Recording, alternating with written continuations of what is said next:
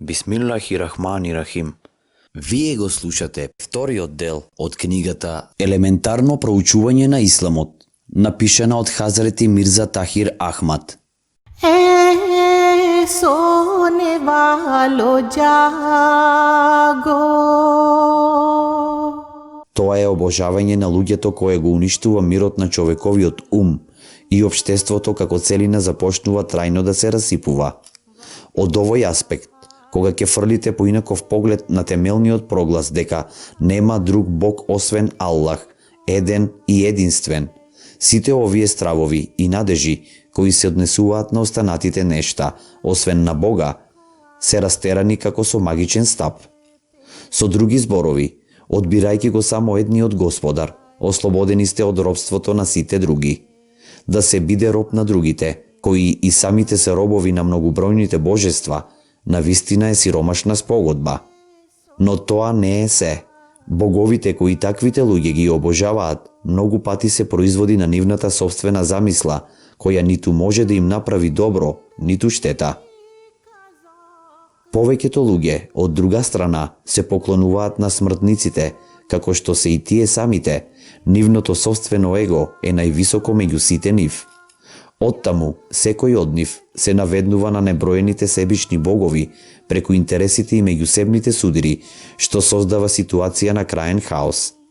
Исламскиот концепт на единство исто така во човекот го всадува спознанието на единственоста на човековите раси и ги отклонува сите препреки кои човекот го делат на расни, етнички и доминации по бојата на кожата. Така се создава универзален концепт на еднаквост во исламот и тој е негова препознатлива одлика. Оттаму, од Божја гледна точка, сите човечки суштества, каде и да се и во било кое време да се родени, се еднакви во неговите очи. Како што наскоро ќе биде покажано, ова е темел кој доведува до сите други темелни верувања и начела во исламот. Како што порано накратко беше спомнато, исламското начело на единственоста е потполно и неделиво. Тоа нема простор за додавање на било што на Бога во било каква форма. Тој нема ниту татко, ниту мајка, ниту има жена. За него е незамисливо да раѓа синови или ќерки. Вториот важен аспект на Божјото единство, како што е представено во Куранот, се однесува на потполниот склад во неговото создавање. Овој концепт на складност оставил силен впечаток на Ајнштајн. Тој бил присилен да оддаде почит на совршената симетрија во природата, која според неговото мислење бара единственост на Создателот. Тој бил научник и неговото разбирање на складноста било ограничено на материјалната вселена. Меѓутоа, честниот Куран тврди дека во природата каква што Бог ја создал и во божествените книги кои Бог ги објавил нема нескладност. Во неа се потполни согласувањата и подударноста помеѓу едната и другата област на Божјото создавање и помеѓу едната и другата книга. Тој оди и понатаму и прогласува дека постои доследност помеѓу Божјиот збор и Божјото дело и дека не може да постои никаква спротивност помеѓу природата и Божјиот збор, како што е објавена на неговите пратеници. Овој предмет убаво е покажан во првите 5 ајети од сура Ел Мулк и со него од различни аспекти се занимаваат многу други ајети од Куранот. Доаѓајќи до поединецот, верувањето во единството има многу важна улога во образованието и воспитанието на луѓето. Тоа бара доследност помеѓу човековото мислење и дело, доследност помеѓу неговиот однос со Бога и другите луѓе, врзувајќи го така создавањето на еден синџир на непрекинато единство. Ова подобро може да се разбере ако во центарот на вниманието ја доведеме праксата на некои така наречени верски луѓе, кои проповедаат омраза на еден дел од човековото општество кон другиот во името на едниот и единствен Бог. Принципот на Божјото единство не се согласува со оваа пракса и како таков не одобрува поделба помеѓу Бога и неговото создавање и внатре Божјото создавање.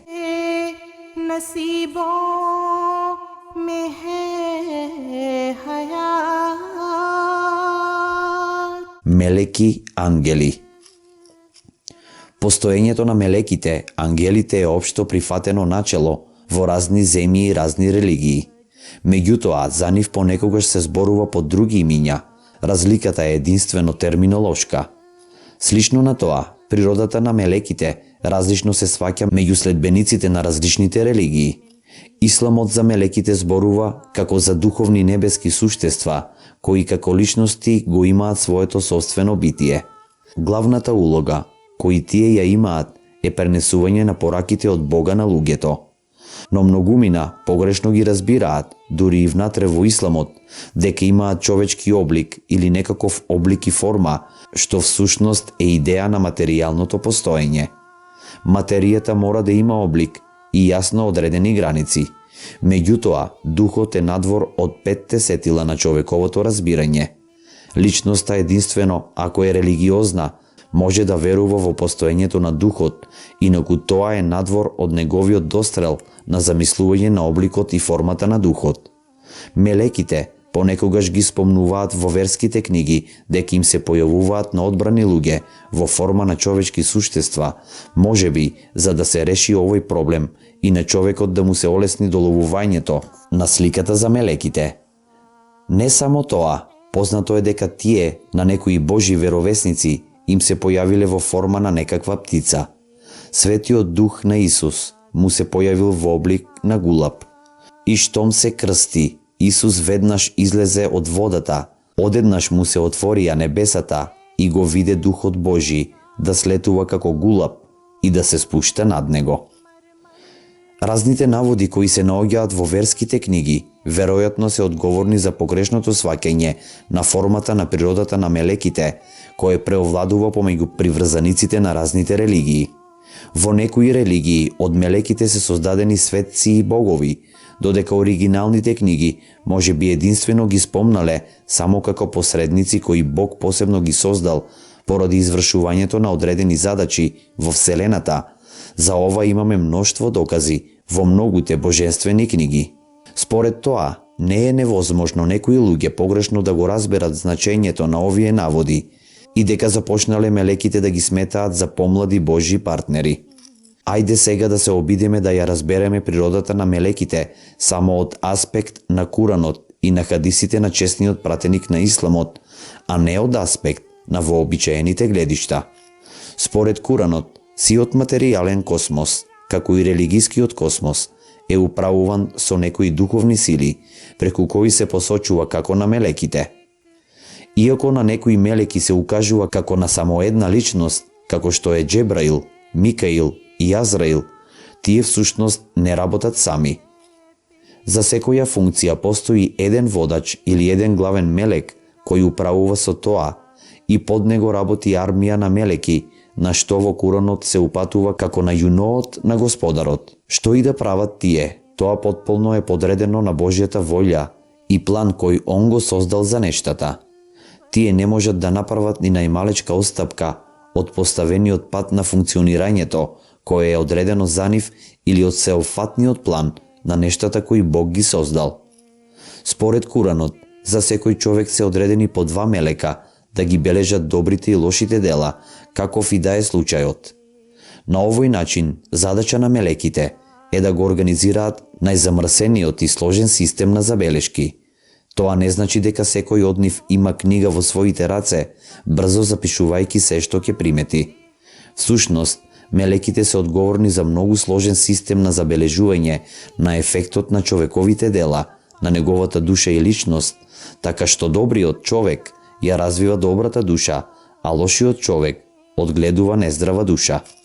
Душата во својот облик, во секој човек, до неговата смрт, има потреба од непрестан организатор, кој го пренесува делувањето на човековите мисли, постапки и така натаму на душата. Ова е замрсен процес, кој луѓето не го разбираат во потполност. Меѓутоа, делумно сме сведоци на ова во случај на криминалци кои добиваат поинакво лице од луѓето со благородно однесување. Воопшто не е невозможно било кој да ги забележи тие разлики, иако тоа не може да се опише во термините црно-бело или со другите материјални изрази.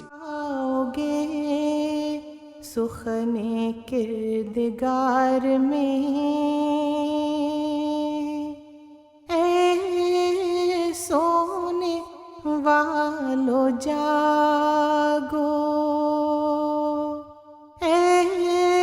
Всушност, управувањето со големата вселена, право од незиниот почеток ни сето тоа траење од билиони години на својата развојна историја, бара огромна организација, непрестано внимание и контрола. Ова го објавуваат безбројни мелеки, кои дословно владеат со распространетата вселена и со нејзините замрсени системи на знаци, како Божји посредници.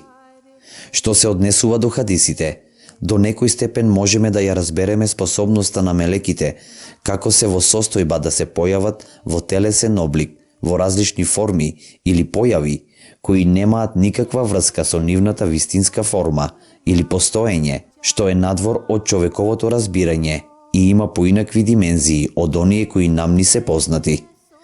Еднаш е пренесено дека еден странец влегол во џамија, каде што седел основачот на исламот со своите другари.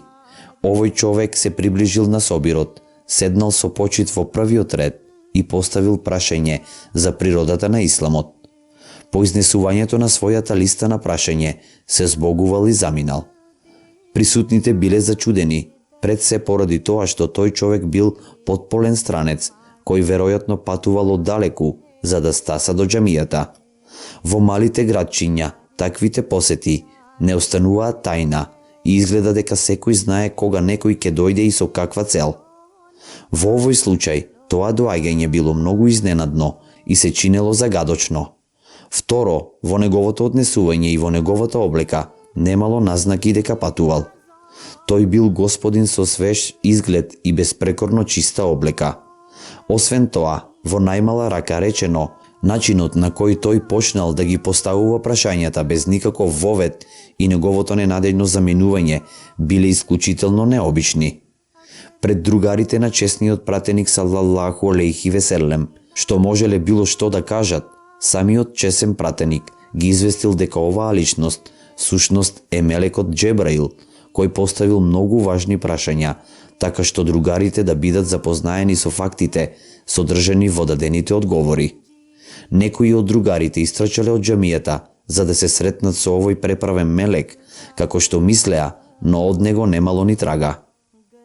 Никој во градот не можел да потврди дека видел таков човек.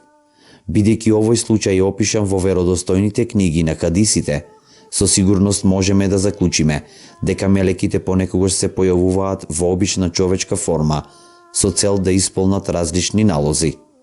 Спомнувањето на мелеките го наоѓаме во многуте хадиси, посебно во врска со битките кај Бедр и Ухуд, но не би било прикладно да се влегува во долга расправа за ова прашање. Наспроти куранското гледиште кое претходно го објаснивме, скоро во секоја земја, вообичаеното мислење за мелеките помеѓу следбениците на разните религии, повеќе е по примерот на убавите бајки, одошто да се мисли за нив дека и припаѓаат на небесната форма на постоење. За нив се зборува дека имаат крилја како птици или вили, со кои мафтаат наоколу, додека летаат од едно место на друго. Ова погрешно сваќање може би произлегло од претераната наклонетост кон прифаќањето на дословното толкување на религиската терминологија, која е скриена и најчесто има метафоричко значење. Така, во честниот Куран во врска со мелеците се спомнуваат крилја и се зборува дека имаат по 2, 3 или 4 крилја. Целосна благодарност на Аллах, создателот на небесата и на земјата, кој ги создаде мелеките да бидат пратеници, да поседуваат 2, 3 и 4 крилја. Честниот Куран има посебен стил за појаснување на сите такви делови и таму се наоѓа опасноста од неразбирливост. Тој тоа го прави со помош на другите слични употреби. Крилјата исто така се спомнуваат во врска со постапување на синот кон неговите стари родители. Изградувајќи го овој предмет, честниот Куран го советува синот да ги спушти крилјата на милоста кон своите родители, бидејќи тие него го одгледале уште од детството. Крилја само ги означуваат атрибутите и моките, и ние веруваме дека во оваа смисла крилјата им биле препишани на мелеките или на луѓето од разни религии, кои за себе тврделе дека имаат божествена манифестација. Например, во Гита познато е дека Кришна имал 4 раце наместо 2. Тука се уште два пара раце кои служат за иста цел како и крилјата кои се споменати во другите божествени книги. Мелеките се одговорни за контролата и одржување на законите на природата.